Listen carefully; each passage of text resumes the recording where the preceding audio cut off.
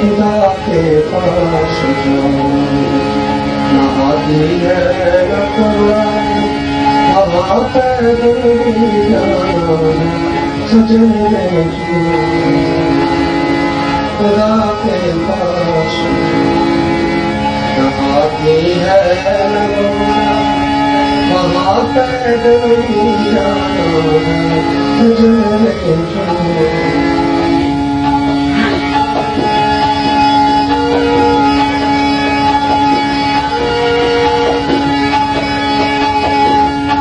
भलाई कर भला होगा बुराई कर बुरा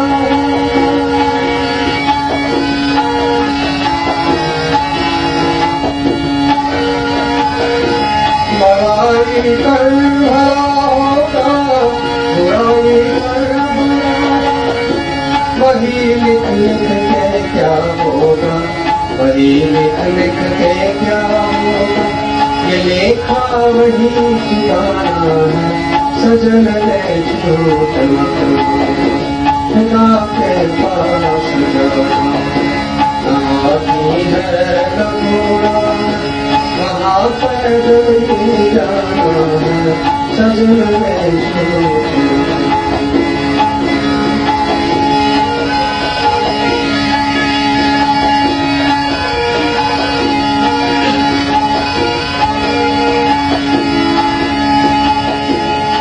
तेरे महल चौबारे यही रह जाए सारे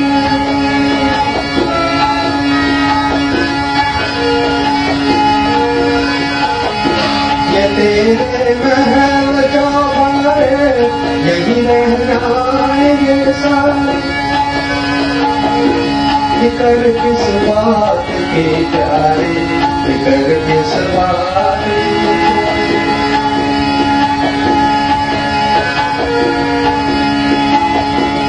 देखा वही सजन है झूठ खुदा के पास न आदमी है न घोड़ा है वहाँ पैदल जाना है सजन है झूठ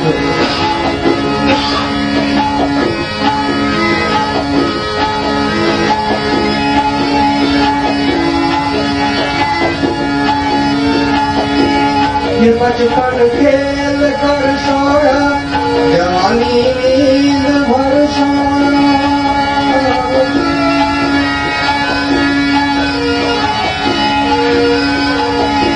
ये बचपन खेल कर खोया जवानी नींद भर सोया बुढ़ापा देख कर रोया बुढ़ापा देख कर रोया वही किस्सा पुराना है सजन ले झूठ खुदा के पास जाना न हाथी है न घोड़ा है वहाँ पैदल ही जाना है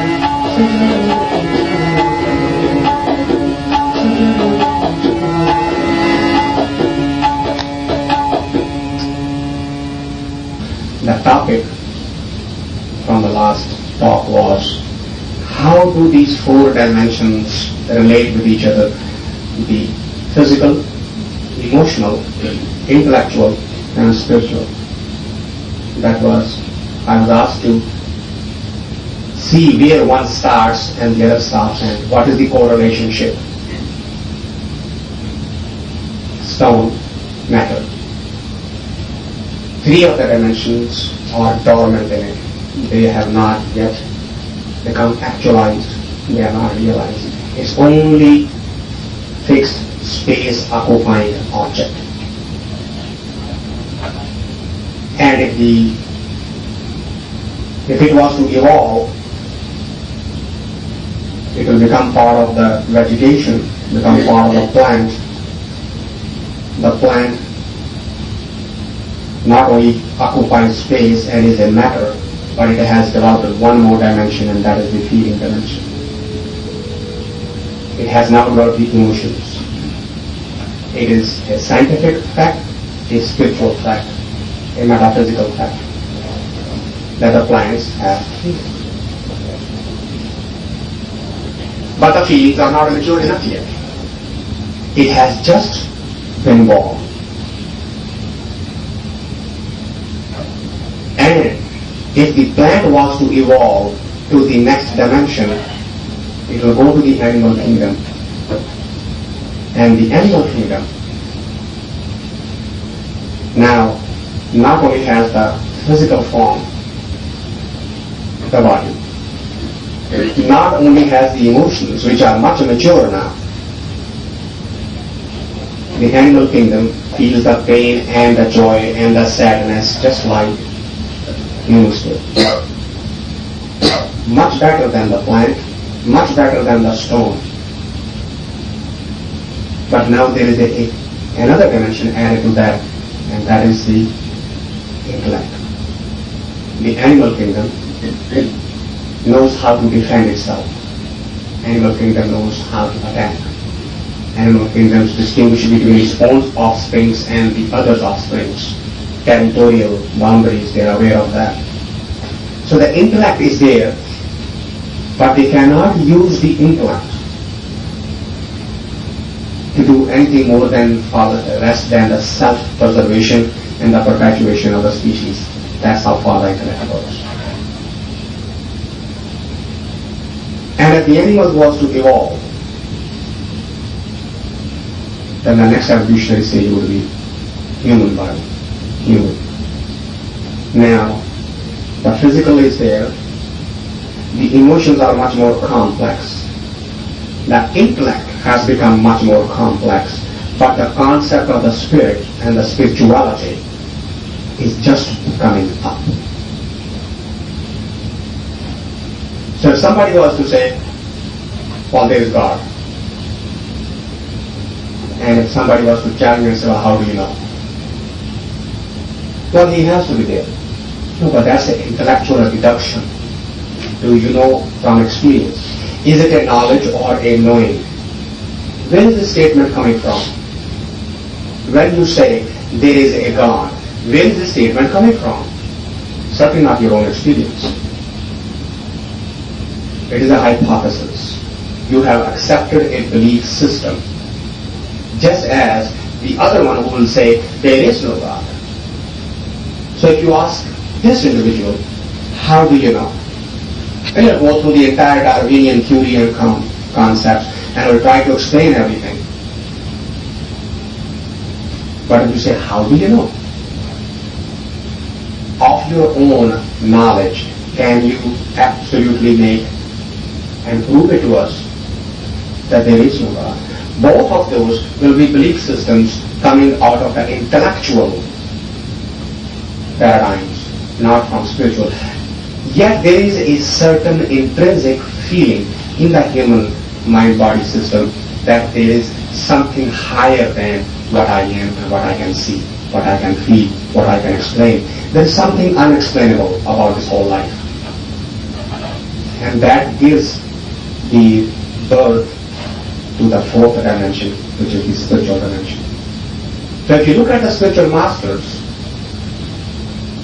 that they went on a journey, Buddha did not go on a journey because he was looking for a better kingdom. And he did not go looking for a God because he had no clue. He went on the search for something that is more permanent than the life he knew. Because he was told that your body will fall sick. He was told that your body will die. He was told that there is a pain with every pleasure. And he said, he asked the question, he inquired, is there a way of having existing without pain, without getting old, without dying? Is there a way of existing? And the answer was yes. Now the person who answered did not know of his own volition that The person who was running the chariot for Gautama did not have a spiritual enlightenment. All he said, I have heard that there is a dimension in which there is no death, in which there is no pain, in which people don't get old. And he said, fine, then I'm going to go find it. And he went in search of that dimension. That is it. He did not go looking for God. If you look at Gita, Arjuna's problem is not spiritual. His crisis is not metaphysical in nature. He is asking a very simple question. Is the killing of my own justified? Why should I do that? And out comes the spirituality, the likes of which has not been seen since. He is asking a different question and the answer is totally coming from a totally different dimension. He's not asking a metaphysical question. He's not asking a spiritual question.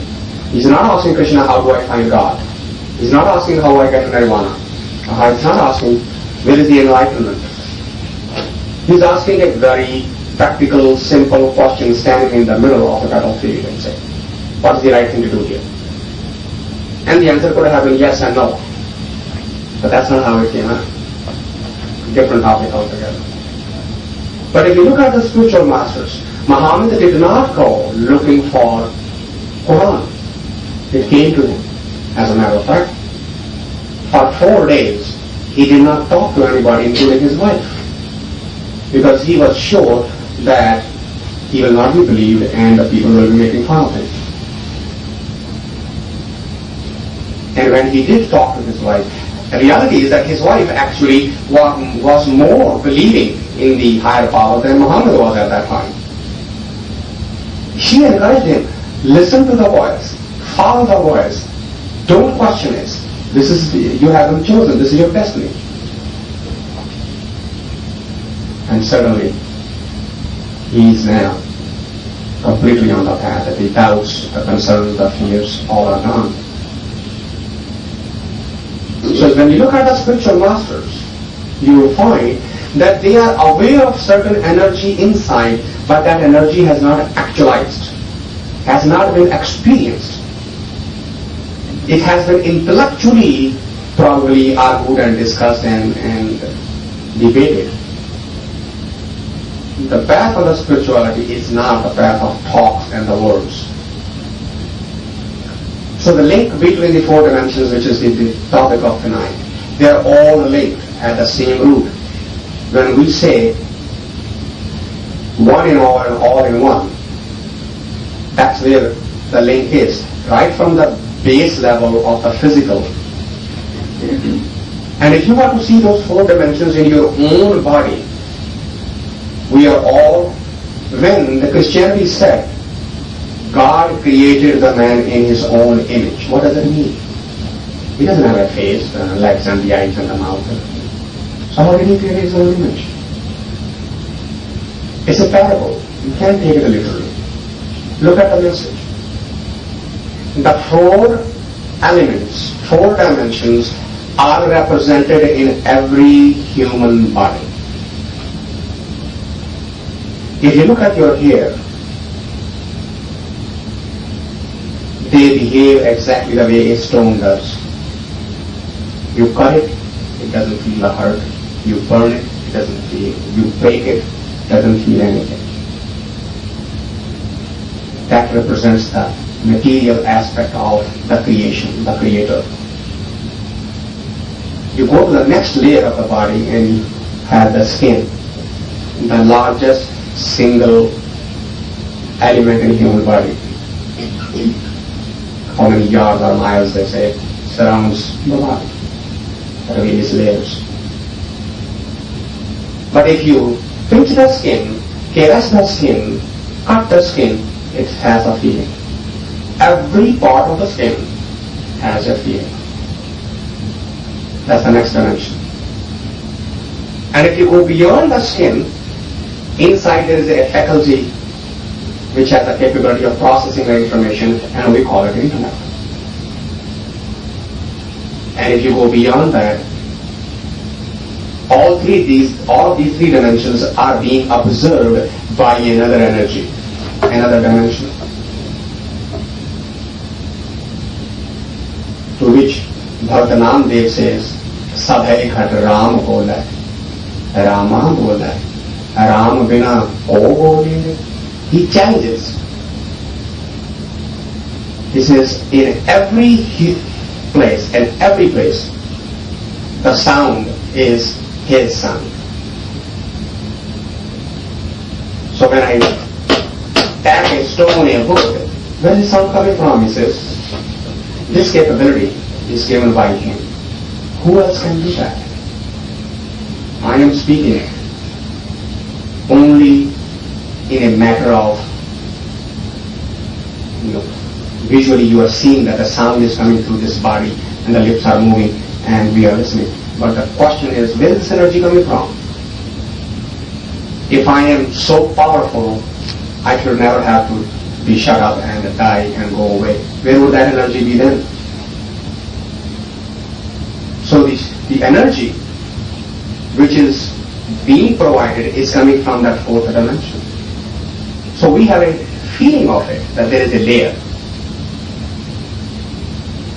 The so-called saints, the meditators, their basic objective is, how do now I bring this energy in such a way that it's not just a paradigm, it's not just a dream, it's not just an intellectual curiosity, but I can actualize it, that I can have it in my command, that I can experience it, I can actually feel it.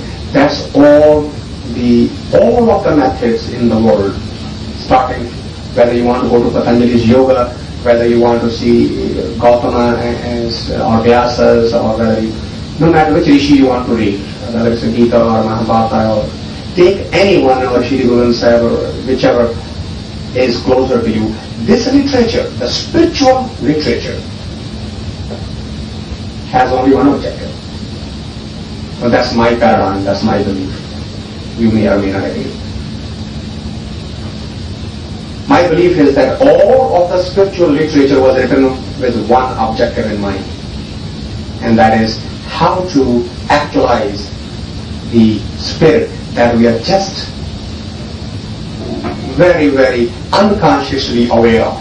Can we become what does, in the jargon of management, business management, can we become unconsciously competent?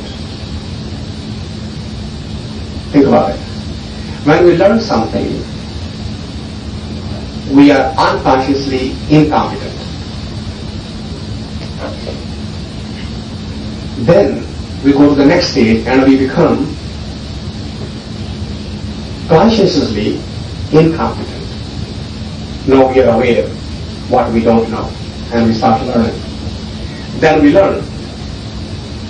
We go to the third stage of evolution, we become consciously competent. The music lovers will know that, yeah, I can play the harmonium, but I have to see the key all the time. I have to look at it. Otherwise I press the wrong key. I'm competent, but I have to be conscious about it. But the last stage is when you become unconsciously competent. The things are automatic, they happen. In the spirituality world, you want to be so aware of the self inside you that you're unconsciously competent. A highest stage of awareness that you can see your inner being without having to exert any extra energy, extra force. So the four dimensions are represented in the human body form. And this is what is meant by the God created the human in his own image. Four levels of creation, they are represented in the miniature form in the human body, and that's the only body. If you look at other level of creations, the stone, the plant, and the animal, you will notice that one of the four, two of the four, or three of the four dimensions are missing.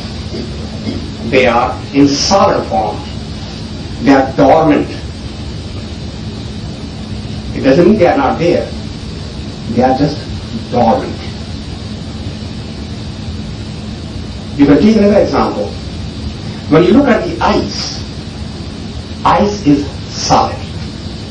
Ice can be used as a weapon. You can kill somebody with ice. You can hit somebody and break the head. It's solid. But if you crush the ice,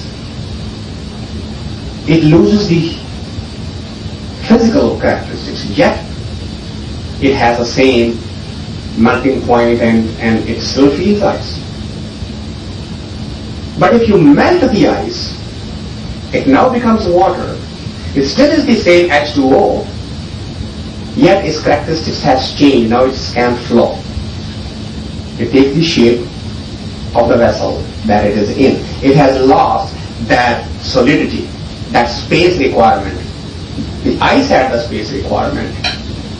The crush does have the space requirement. But the water does not insist on being in a particular form. But if you were to change the dimension again and heat it up to 100 degree temperature, now it will become steam, and it has lost that characteristics also. Now it can spread around into the wind everywhere. So is the journey of the physical body. If the physical body was to evolve, it can mature the emotions to such a level that by just looking at a flower, the poet can start crying and singing the songs and composing the poetry.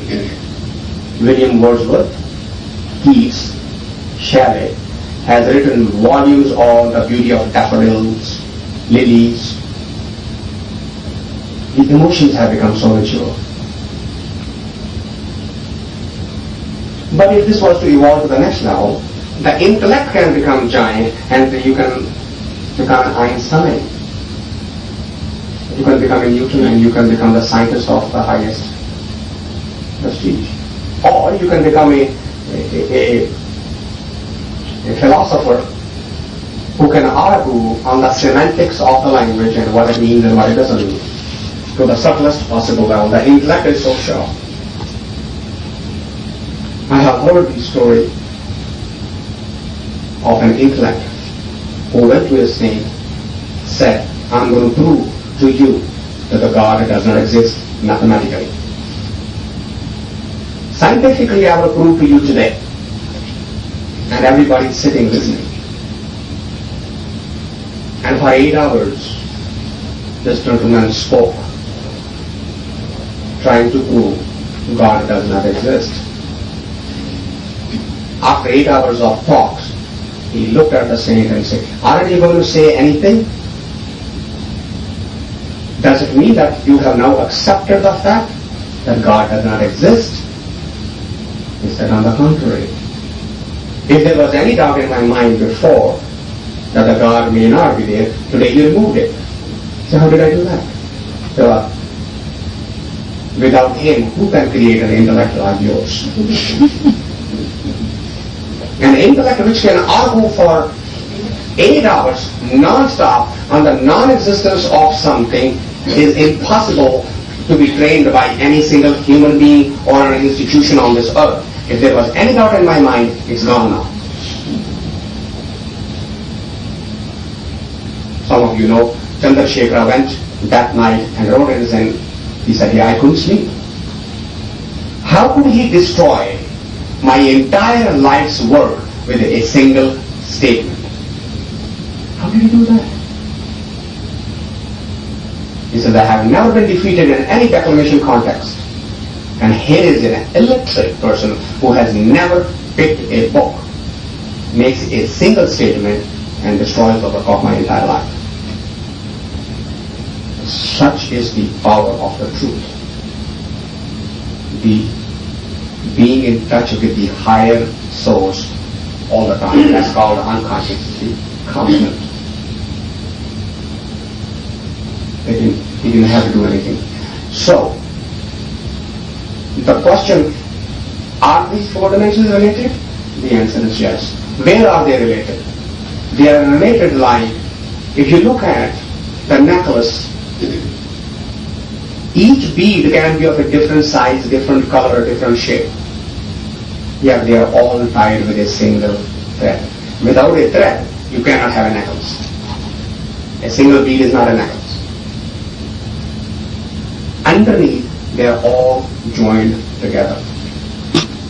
So when in India we say Kan Kan Mein Bhagavan, in every little grain, that consciousness is there. That's what we mean. It is common. But right now, in this room, there may be 50 souls sitting, yet they see each other as different entities. Why is that? Because our emotions are okay, our material is okay, our intellect is okay, but our spirituality is not okay yet. We have not evolved where we can see beyond the three layers and find that common base. Hence we see each other different. Unless we can evolve and develop and train ourselves to the level where we can see the Creator in the creation, spirituality is just a play of words. It's a paradigm, it's a belief system. It's nice to talk about in a party, in a get-together like this, and then go home and say we had fun. We passed some good time. You would not know the real happiness or real, I mean, even saying happy is a misnomer here. The feeling, the experience that you would have if you were to experience that spirituality within yourself would be incomparable to any bliss, any happiness, any tranquility you feel with anything else.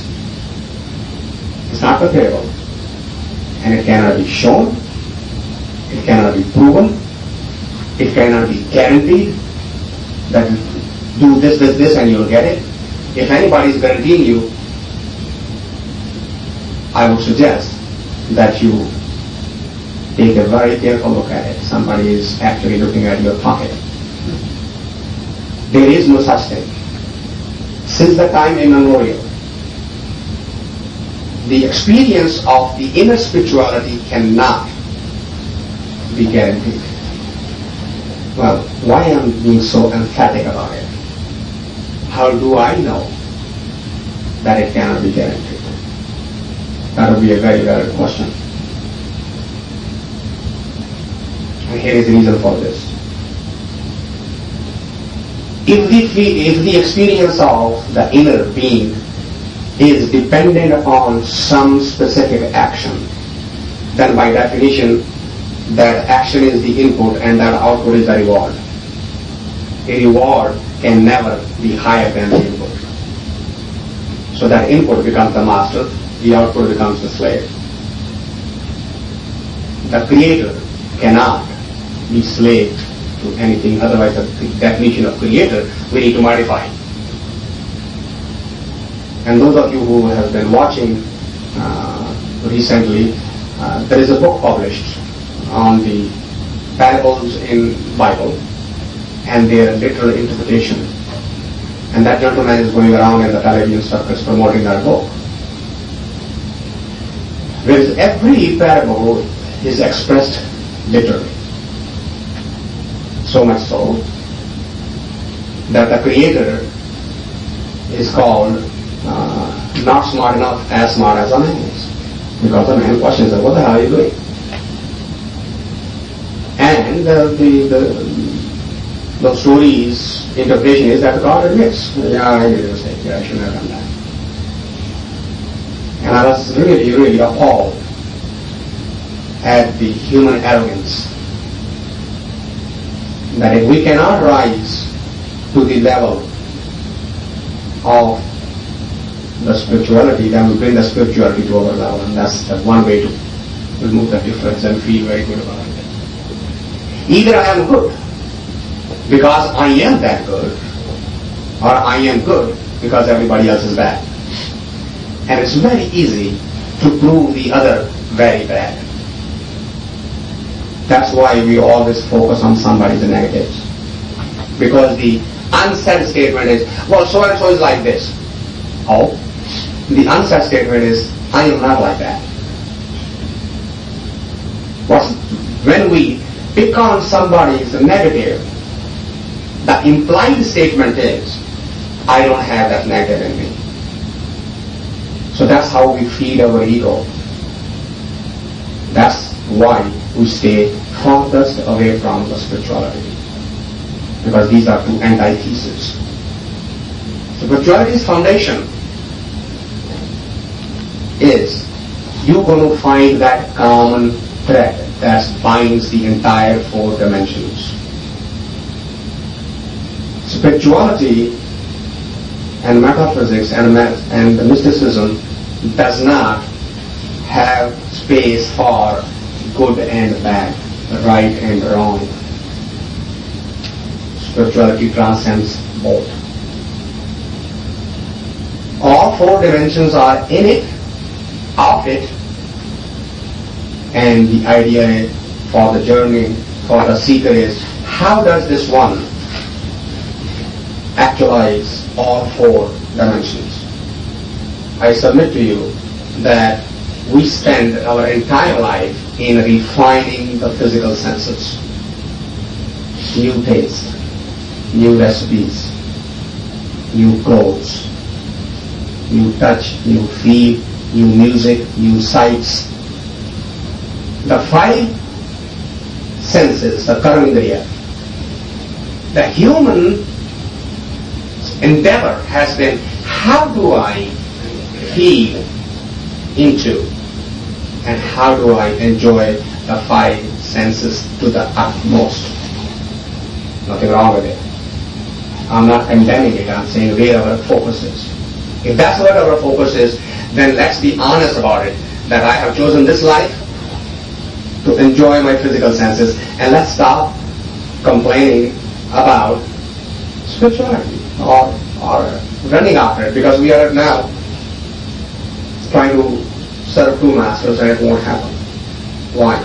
Because unless the outer is transcended, the inner is not going to wake up. There's a beautiful Sufi story that the people were going on a pilgrimage. And every religion has their pilgrimage. Consider this is the holiest of all places and people want to visit that. Whether it's Hinduism, Islam, Sikh, it doesn't matter, Christianity, everybody has a center. And the people are going there. And there is a night like this, and they have the tents and they are resting. Nearby there is a hut of a mystic. And this mystic comes out. They have those lights near the tents, and he comes out and he starts looking for something. And the people get curious and say, what are you looking for? He says, I lost my needle. You lost your needle. Where? They thought he'll tell that somewhere. He said, no, I lost my needle in my hut. Now it's becoming even more complicated. So, well, you lost your needle in the hut? So why don't you go and look at over there? So, well, there's a practical problem. So what is that? There's no light there. I'm poor. I can't buy oil and candles and stuff. There's no light there. You have a light here, so I thought I'll come look where the light is. So wait a minute, you made a fool of us. If you lost the needle in the hut, how are you going to find it over here? And he looks at them and says, what do you think you guys are doing? You going to go find God over there? Do you know why you're going over there? Because there's light out there. But he's not there. He's in here. But you don't look in here because there's darkness there. There's no light inside. The light is out, so you are looking for him also on the outside. So how am I different than you are? There was a message being communicated. Unless until the inner lamp is on, you ain't going to find anything. So all of the mystical practices and the spiritual disciplines and the studies and so forth, they have one objective. And that is, how do I realize that fourth dimension is in me? And until you have, and there's no need, and by the way, this is one work which you will not be able to share with anybody. You will not be able to steal from anybody. You will not be able to borrow from anybody. You may be able to motivate yourself.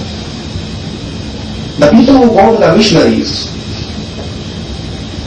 and they leave the world and they go live in those institutions, they are not borrowing anything from anybody and they are not teaching anybody anything. This is not something that can be taught. This is not something that can be learned. It can only be experienced individually. No master can say, I have done this work, okay, I'll make your life easier and you won't have to do it. If father can say that to the son, say, I have earned this, let me make your life easier and give you that much money. If father can give to the son, I was a president, let me help you to become a president. Use my network. Those are the wealths which you can share and distribute. But the spiritual wealth cannot be distributed, cannot be shared, cannot be borrowed. You can only be motivated by it. Sitting in this type of gathering, you may get the energy and the motivation and the thought and say, aha, I got it. I'm going to work on it. But that will be purely yours. Whatever that achievement is, or lack thereof. There is no way to say, okay, since you have done it, be a pal and share 50%. Doesn't work out. This is one wealth which cannot be. No matter how good an intention the individual has. Can only say, I can show you the way and my way may not be your way. And actually, this experience is always a virgin experience for everyone. It's never second-hand. It has never repeated to any master the same way. It has never ever repeated. It's always original for each entity, provided that entity evolves to that stage. So, the four dimensions: physical, emotional, intellectual, and spiritual. Oh, and by the way, this particular problem that Sikhs have created for themselves is because of that. 10th Master, when he said to the Sikhs, keep your hair unshorn, that was the message he was giving. Accept the totality of creation. They made it into a fanatic statement. Increasing the hair or reducing the hair does not make you spiritual. That had nothing to do with it. So Sikhs went totally on a different path. Whereas their master was saying, look, you are a miniature. Bhagavad Gita says, Jo Brahmande, Soi Pinde, Jo Khoje, So Pava. Jo Brahmande. Whatever is you see out in the cosmos. Soi Pinde, that is miniature representation in each human body. Soi Pinde, Pinde means body. Everything that can be seen outward is represented inward. But Jo Khoje, the one who is a seeker and will search, will eventually find it. It's not visible to the untrained eye.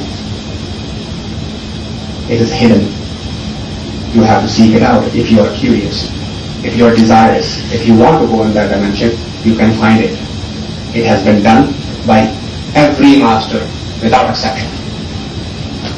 Every master has said the same thing. Turn the direction inward and your fourth dimension will materialize. Three dimensions are outward. Fourth dimension is inward.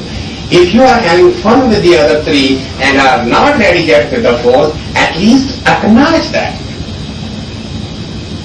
At least accept that to your own self, if not to anybody else. Don't be pretending to be a saint when you're not. And don't be pretending to be a non-saint when you are not. Develop that basic honesty so that the inner can be materialized. Now there was another question that I was asked to comment upon, and that was the feelings, hurt feelings. We have talked about indirectly. You cannot talk about the hurt without recognizing the pleasure. Pain and pleasure are the two sides of the same coin. Hurt and happiness is two sides of the same coin. Let me give you an example. When we hug each other, there is a certain feeling of pleasure, sensation, comfort. But if I was to hold you in that embrace for, let's say, half hour, what will happen? Do you think you can stand it? 5 minutes? No, because the same pleasure now will become discomfort. It will become pain very quickly. Every pleasure has a hidden. What is the idea of a pleasure? Push the pain away. Why? That's unpleasant. So what do we do? When we get the hurt, we deny it. Now, who's hurting? What is that which is feeling the hurt? There's a beautiful example of the life of Krishnamurti, that when he was young, somebody asked him as to when did you become curious about spirituality, and he said at the age of 14. 14-year-old young boy, how can he be thinking of spirituality? He said, well, I'll tell you what happened to me. Because I was walking by the river, and on a tree I found a few vultures sitting very peacefully, quietly. They were playing with each other. And suddenly one of the vultures saw a piece of meat on the ground. And that vulture, one of the vultures who saw it first, ran to capture that piece of meat. So when she flew, the rest saw that she has flown. They followed her, but being in the lead, she was the first one to pick up that piece of meat in her mouth and comes back and sits on the same branch where she was sitting before. So she now wants to hold that piece of meat in the feet and break it into pieces and eat. But the other vultures come and they start pricking his body with their beaks, and they are hurting him, that particular vulture. But she is holding on to that piece of meat. And Krishnamurti says, I started thinking, wait a minute, what happened here? They were very friendly to each other, they were playing with each other. Suddenly now there is a war going on. They are trying to kill that bird. Why? See, I was thinking, and in the meantime, those vultures are biting the other vulture so hard that she is bleeding so badly that she loses so much of blood and becomes weak that her mouth opens and the meat falls on the ground. As soon as the meat falls on the ground, the rest of the vultures go after the meat and they leave her alone. And so, oh my God, the enemy wasn't there, the enemy was that meat. had she let that piece of meat go earlier, she would not be bloodied up so bad. Because I started thinking, do I hurt? I hurt because I must be holding on to some piece of meat. So if I don't want to get hurt, I just need to open, find out what is that meat I'm holding on to, and just let it go. I won't hurt anymore. What happens to us? Simple examples. Day-to-day example. Take a look. Husband and wife are arguing. They are hurting. Why are they hurting? Who's hurting? Where is that hurt? It isn't that an ego. I want to win that argument. You are wrong and I am right. Isn't it? The argument goes on till both are trying to prove to each other or to the neighbors or to the children, I am right, he's wrong. I am right, she's wrong. It's a very simple thing. I take this rope and hold it from both ends, and the rope has tight and there is a tension in the rope. If I don't like the tension in the rope, does it matter which side is dropped? Doesn't matter. The tension is gone. If the tension is not required, drop the rope from one side. But neither one drops the rope. They both complain there's a tension, but neither one drops the rope. Why? They're holding on to that piece of meat called ego. So if you're hurting, who's hurting? Ego is the one which feels the pleasure. Ego is the one which feels the pain. I submit to you that you will not be able to get rid of the hurt till you can agree to get rid of the pleasure that is followed by every hurt.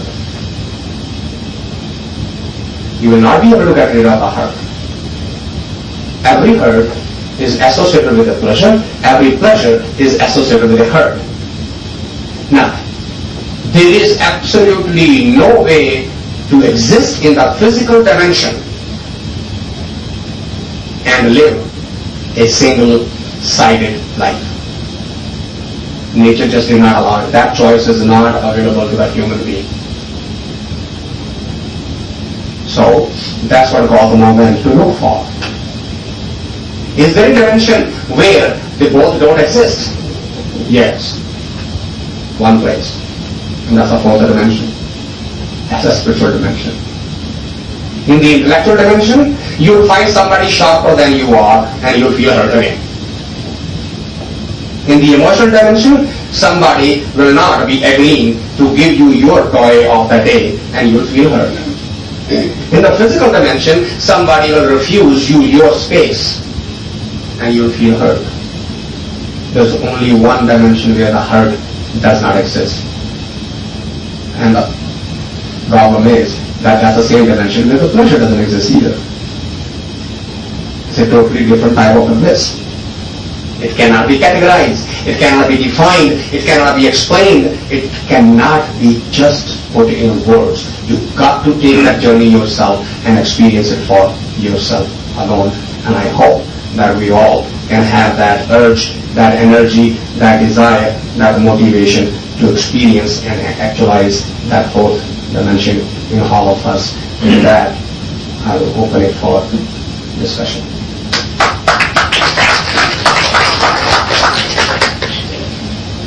Yeah, regardless of the differences between the man and animal, the faculty man has for reasoning and discrimination, which is intellect. How do you think the souls between the man and animal differ? I think they're the same. Yeah, I said the level of actualization is different. The soul exists in the stone as well. It exists in the matter, exists in the plant, exists in the animal. And Kaname Bhagavan, that is a true statement. All in one and one in all. The smaller than the smallest and the biggest than the biggest at the same time. That concept exists with us. But in the stone, that all four dimensions are sleeping. In the plant, 3 are sleeping. In the animal, 1 is sleeping. And in the human, the last one is sleeping.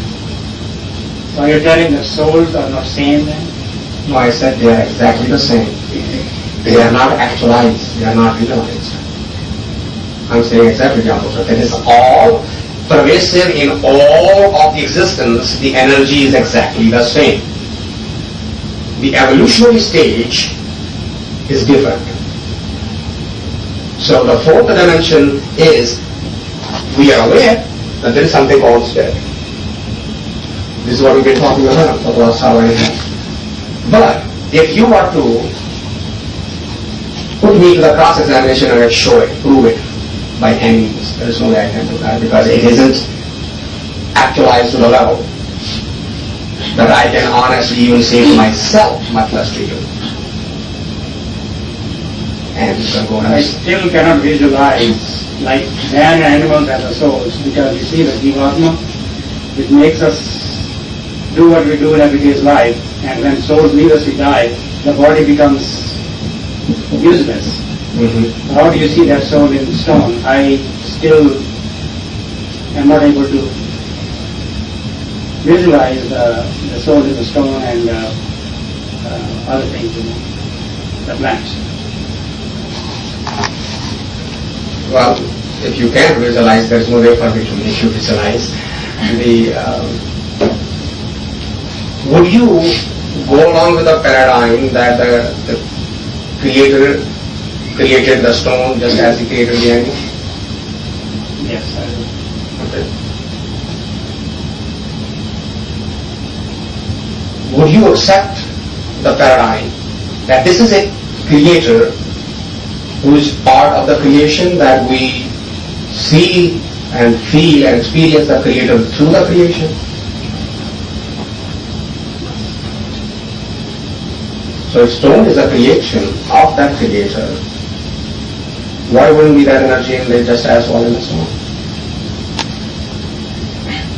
Api ne kurbani, Portugal and translated for you. Api ne aap sajiyo, api ne rachiyo nao, duri kudrat sajiye, karyasan ditho chao. Literally translated, api ne aap, self-created. Api ne aap sajiyo, he self-created. Api ne rachiyo nao, his name came out of his creation. Nobody, because there were no parents, nobody could give him the name. So, what is his name? Those who see him as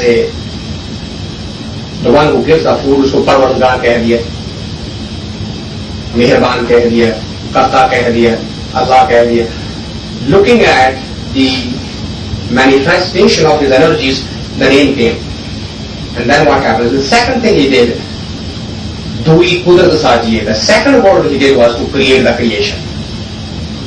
But the difference between that Creator and the one who built this microphone, or the one who painted that painting, the painting is sitting in this house and the painter is sitting somewhere else. The sculptor is sitting somewhere and the statue is sitting somewhere else. The Creator and the creations are actually physically separate. But he says that's the difference between him or her or it or she, whatever you want to call it. That Creator versus me as a creator is, I can't become the part of my creation. That plant which came out of that seed, the seed now appears back in the fruit many times. The circle is complete.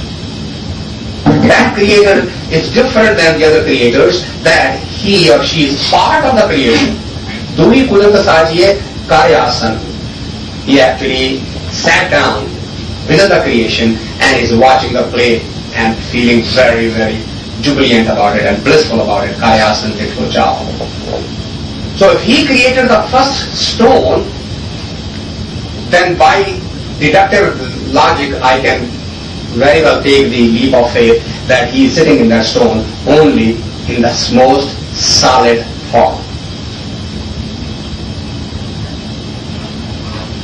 That's the only way I can explain it. He's sitting there, but in the most solid form. In the plant, his second characteristics, second creation becomes manifested, and that is the feelings. In the animal, his third dimension gets manifested, that's the intellect, and in the human, his fourth dimension also manifests, that's the spirit, that's the soul. But they are all there in each one of them. Otherwise, he's not everywhere, right? फिर काकन में भगवान झूठा हो जाएगा. Then he's not all pervading. He's not omnipresent then. If he's not in the stone, but only in the animal and the human, then he's not omnipresent. Because our basic definition says he's omnipresent, I have to accept the hypothesis that he's there in the stone, he's there in the chair, he's there in the harmonium, he's there in the microphone. He's there. Anyway. So the concept is so probably you're speaking in different sense. So there's nothing like the cosmic energy. In all every part of the universe is created by, is formed by cosmic energy. So if we consider the soul as a cosmic energy, then that is present in every energy, stone, plant, and everything. So this energy, the cosmic energy we have as a human being, we can think of it, whereas animals and plants and stone cannot think that the cosmic energy is within him. Whereas human beings have the intellect to think the possibility of that soul and that thing. I think that's much better defined, much better explained. I agree with that. Well, if the man doesn't use his intellect, he's worse than animals. So, well, yeah, that's a judgmental statement I will stay away from. I have a lot more examples to show you where that seems to be very much missing.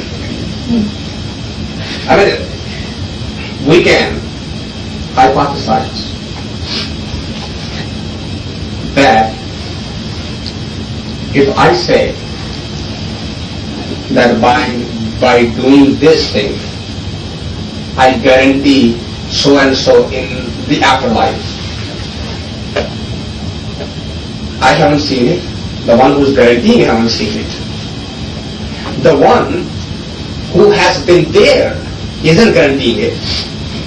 Yet I accept that and I'm willing to die for it or kill for it. Right? It's a very powerful belief system. How are you going to work with that? No, I'm not going to argue with that. But I think what you started out with the intellect, the divisions of one's perception. I think the problem that we experience is with the stone and all that is that we are trying to grasp it intellectually, and there is a separateness in that perception. But once you come to the center of that oneness, then all those boundaries, I think, they disappear.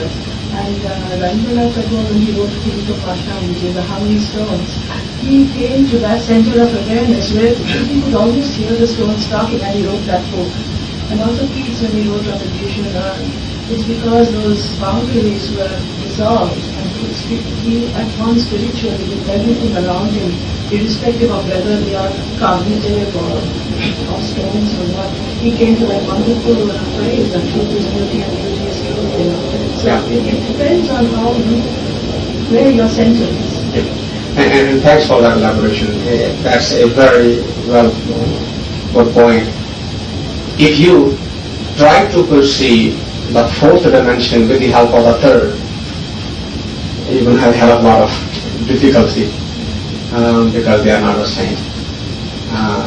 That's why I'm hammering the point. You have to experience it. There is no other way. The intellect will never, ever be able to perceive, analyze, and see the fourth dimension because the intellect has to drop. The intellect has to die. When Krishnamurti says, listen to me, sir, can you hear me without your preconceived ideas? What are you saying? Can you drop the intellect and let these words go directly to your heart? And he will be talking about the listening without the pre-judgment, pre-acknowledgement, perceptions and the paradigms and so forth.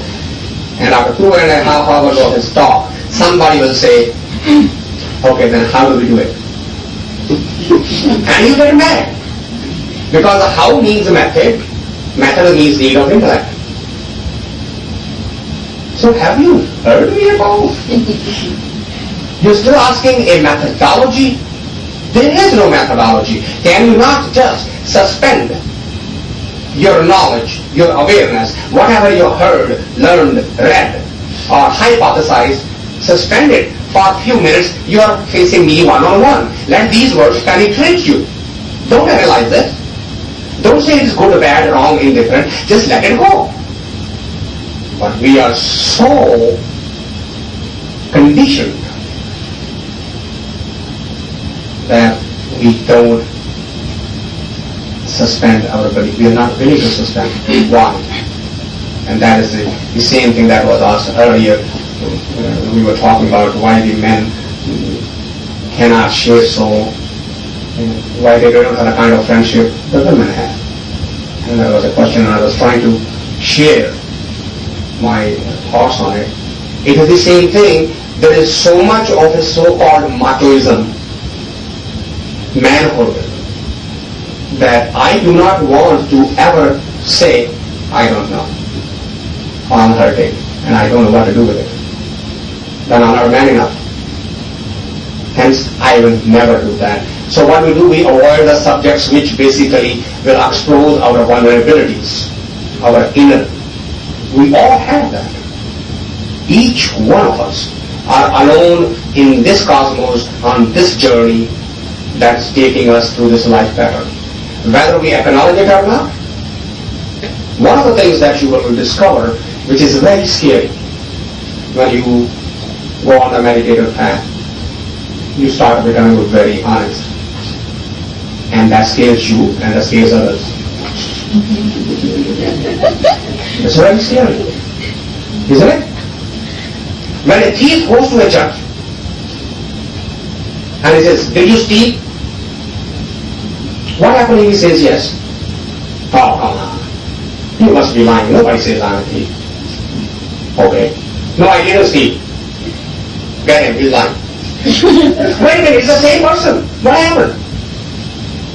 You ask the same question, answered by the same person. How come he's telling the truth when he's actually lying? And he's lying when he actually telling the truth? Because it's scary. We have a paradigm. And a meditator doesn't give a damn about it, what you think of it. You want to call him a thief, that's okay. You call him an honest man, that's okay. Because these are labels, you create those labels, he doesn't care. And you start speaking very, very directly.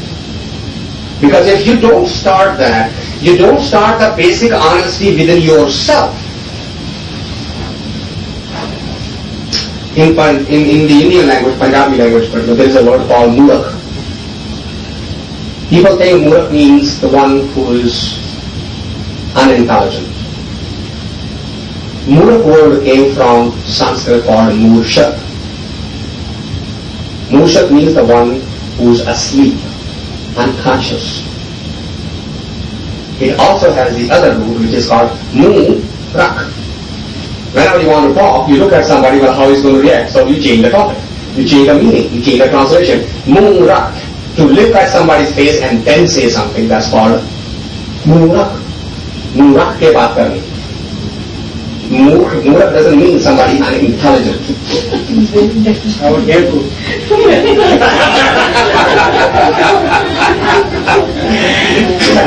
You'll be surprised where the word Behu came from. Its root is Be Wakif. The one who's not aware of, is naive, who's trying to make something when it's not there. Bewakuf came from Be Wakif. Wakfiyat means the knowledge, intelligence. Be means without. It's not what we have made it to be.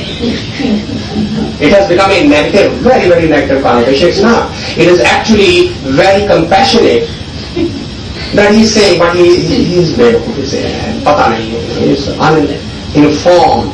It's not unintelligent. It's uninformed, who doesn't have that knowledge, who doesn't have that awareness.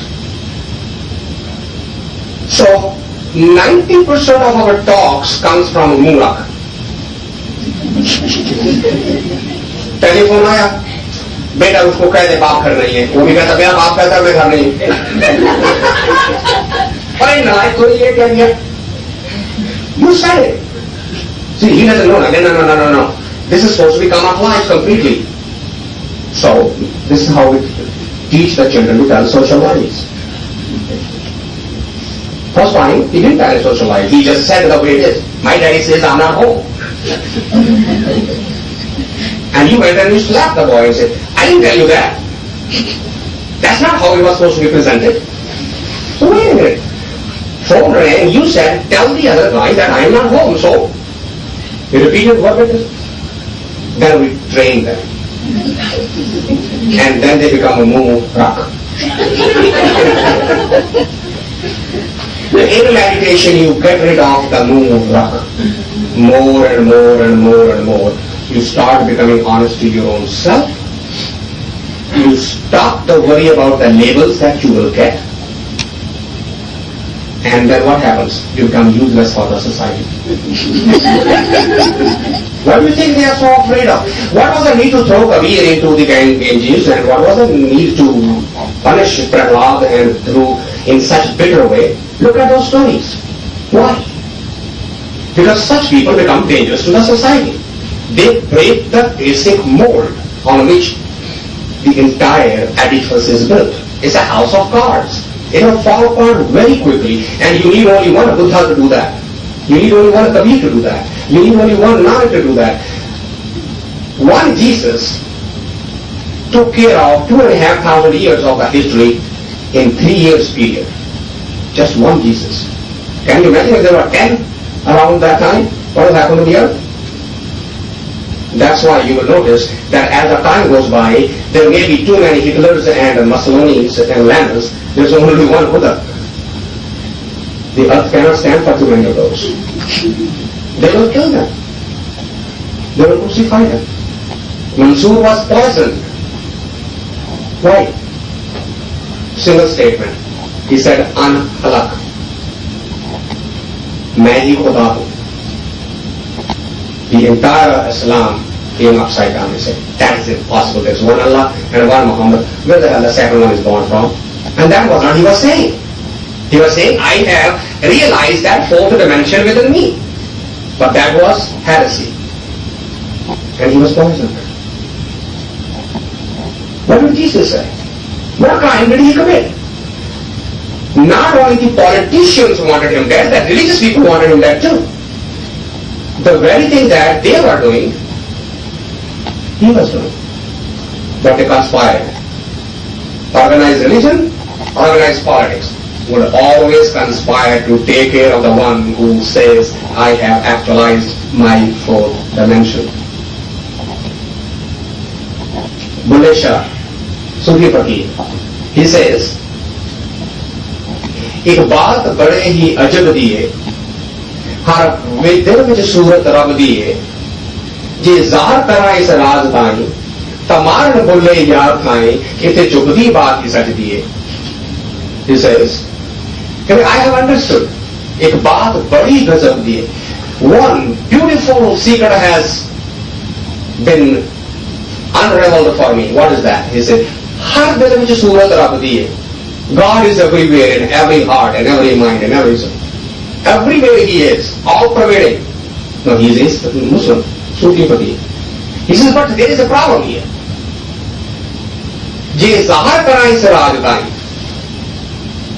If I now openly declare it to the world, what will happen? See, the marana bulle ya thai. They are going to come and they are going to kill me right here. As soon as the words come out like that, somebody is going to be there to take care of me. So we get that it's a chopati baat is said, then be quiet. Don't you go about declare it to the world. They are not going to be able to tolerate it. The spiritual world is not the world of moon rock. And it's a very, very scary, and it will be scary for oneself also. The first day you will develop the courage. Because I see that happen to me every time. When I go to particularly the Sikh temple, Gurdwaras, they say he is the government agent, he's trying to, get rid of him, he's the government agent. And the funny thing is, this is not my living. This is not my profession. I don't make money out of it. I just share what comes natural to me openly. So it's quite good. And on that, I do want to comment again as a reminder. This is not a Gurudam, Kingdom, Santatam, none of that. I'm not a teacher, I'm not a philosopher, none of that. I'm not here to lecture you. I'm here to share with you my experiences, and I would want you to be openly sharing your experiences with me. There's no higher or lower, right side, left side, none of that. No money involved, no promotions required, there's no institution to be established, nothing to be done. If you feel like, come share your experiences with me. If you don't, then we'll find you. Do you believe that spiritual journey is possible without the help of Guru who has realized his true nature himself, unless somebody born a sinner? Oh yes, it is possible. It is? Absolutely. Where did Gautam get her? He was not born Siddha, and he didn't get a master. This was his chariot.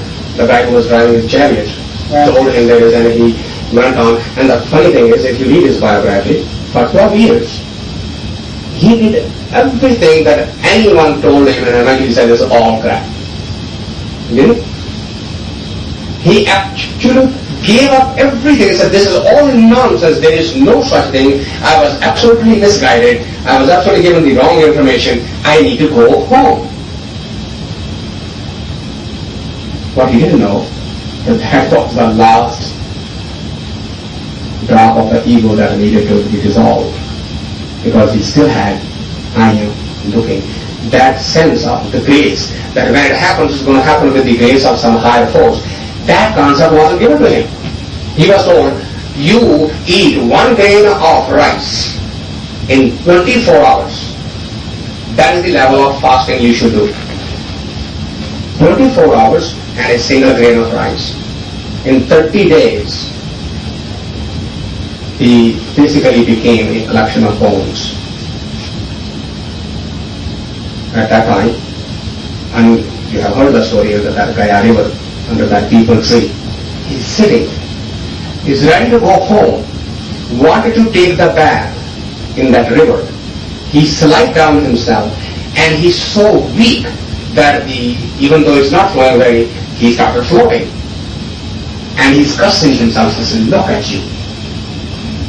How stupid can you get? He holds on to the roots of that people tree hanging in the water. That's how he saves himself from drowning.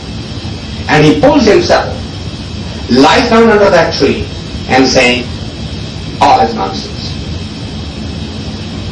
When that last desire of achieving the state went away, the real thing happened. Same way. Look at Jesus. On the cross, he knew the whole drama that was going to go through. But what happened at the last moment? He says, oh Father, why have you forsaken me? Why? Who's saying that? Who's doubting that? Who's questioning that? The ultimate creator. Because there was a part of him still saying, there's going to be such a fabulous miracle that all of these things probably are going to get, these guys are going to become blind and the lightning and so forth, and he's going to be glorified as the Messiah, the Savior. But nothing happened. So what happened? Sudden awareness. Oh my God, I'm still questioning it, am I not? So what happens then next? Thy will be done. The moment he says that thy will be done, the Jesus of Nazareth dies and the Christ is born. The last segment of the ego resisting and looking for some glorification of some sort. His enlightenment is on that moment in time and space. Thy will be done. The last vestige of the ego dies on that cross. So these people did not have a living master to guide them. But that was the whole idea. They showed to the world, do you have that level of desire. It will start with a desire first. And finally that desire will also have to be dropped. But you can't take the first step without that desire, and you cannot continue with that to the final step. You must, and it will drop by itself. Otherwise that desire will become a burden, a barrier. So the answer to your question, don't wait for a living master to come to you. If you want, get going. And no matter which direction you go, it will be the right direction for you. No matter where you go. Well, you may say, well, should I become a drunkard now? Well, that's a direction. And the answer is, that direction would be the right one if that's what comes from within you. I'm going to become a drunkard. Bingo, you are on the path. So why did you think of that? Hey, I'm on the path. What will happen sooner or later you later find, oh, I took a wrong turn, I better turn back. But how would you know not to turn back if you had not gone there? No experiment is wasted on the way to the spiritual enlightenment. Not a single one. Not a single step can be taken away from it. You can only turn your back and look at your own shadow because he's everywhere. How can you go away? Where will you go away? Where would the fish go other than within the ocean? He's swimming all over the place. Deep, up, down, side, right, north, south, east. He's still in the ocean. A human soul cannot go away from God. Impossible. That choice is unavailable. You can close your eyes. You can turn your back. And the sun is on your back now facing rather than facing you. But the sun is still there. So, if you have that desire and the need and that urgency in you, take the first step. And it doesn't matter which way you want. Go. Get started. The voice will come from inside as to what is right for you and what's